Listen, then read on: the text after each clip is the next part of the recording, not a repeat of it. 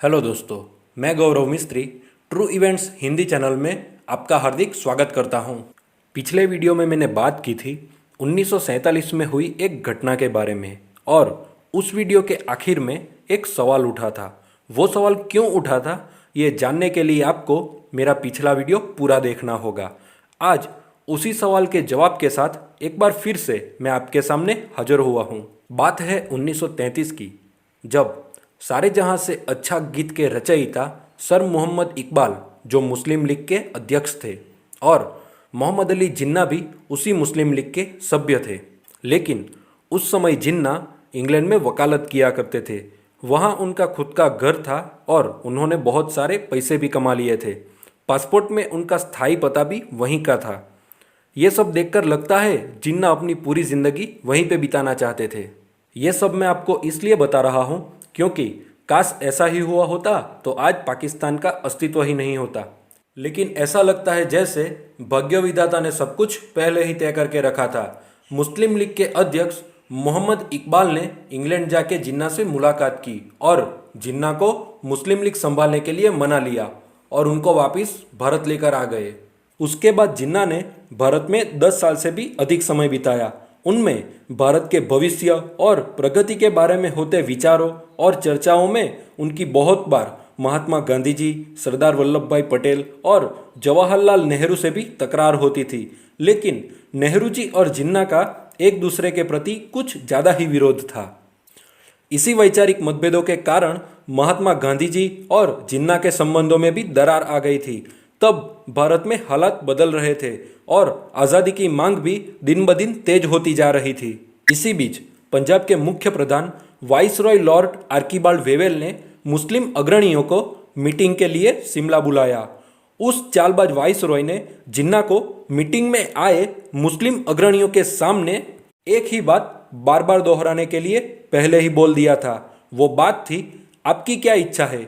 आज़ादी के बाद क्या हम हिंदुओं की गुलामी करेंगे? इससे अच्छा हम अपने अलग राष्ट्र की स्थापना करेंगे। इसी शिमला मीटिंग के बाद जिन्ना को काफ़ी पहचान मिली, जिसकी बदौलत उसने शांति प्रिय भारत में कौमवाद का सिक्का चलाया। उसने मुस्लिमों को भड़काया और इसी कौमवादी सोच के चलते देश में काफ़ी दंगे हुए। इसके बीच ब्रिटेन ने वाइसरॉय लॉर्ड आर्किबाल्ड वेवेल की जगह पर 22 मार्च 1947 को लॉर्ड लुईस माउंटबेटन को बहुत से स्पष्ट एजेंडों के साथ, लेकिन मैं तो कहूँगा कि भारत के साथ छल करने के इरादों से भारत भेजा, क्योंकि उस एजेंडों के बारे में ना तो कोई नेता जानते थे और ना ही कोई हमारी भोली भाली जनता। उन एजेंडों में कुछ इस तरह के विषय शामिल थे। एक, भारत को आज़ादी देनी नहीं थी लेकिन सिर्फ ऐसा दिखावा करना था। दूसरा, भारत का धार्मिक आधार पर विभाजन करके पाकिस्तान की स्थापना करना। तीसरा, जम्मू कश्मीर को पाकिस्तान से जोड़ना, वो भी सिर्फ इसलिए क्योंकि वहाँ मुस्लिम की आबादी ज़्यादा थी। लेकिन महात्मा गांधी जी भारत के ऐसे टुकड़े करने के बिल्कुल ही खिलाफ थे और उन्होंने माउंटबेटन के सामने यह प्रस्ताव रखा था कि जिन्ना को मध्यावधि सरकार बनाने दो। लेकिन देश के टुकड़े करने आए माउंटबेटन ने गांधी जी के इस प्रस्ताव के बारे में जानबूझकर जिन्ना को बताया ही नहीं। तारीख 3 जून 1947 को ब्रिटेन के वड़ा प्रधान क्लेमेंट एटली ने एक सूचना दी। उसके तहत जून 1948 तक, यानी कि 1 साल के भीतर अंग्रेज भारत को आज़ादी देने वाले थे।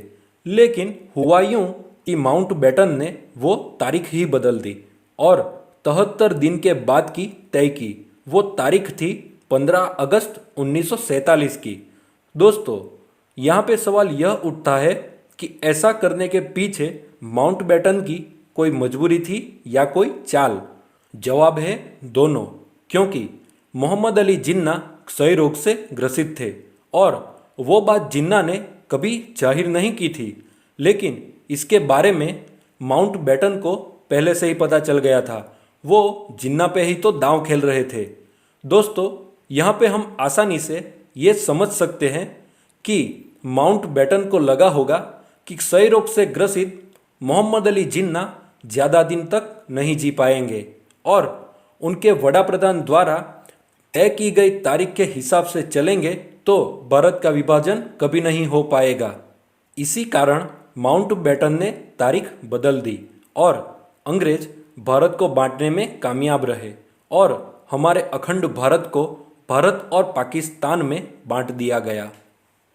तो दोस्तों, आशा करता हूँ कि इस वीडियो में आपको जवाब मिल गया होगा और अब अगली नई घटना और नए वीडियो तक आपसे विदाई चाहता हूँ। और आपको मेरा ये वीडियो पसंद आया हो तो इसे लाइक और शेयर जरूर करें और हमसे जुड़े रहने के लिए हमारे चैनल को सब्सक्राइब करें। जय हिंद।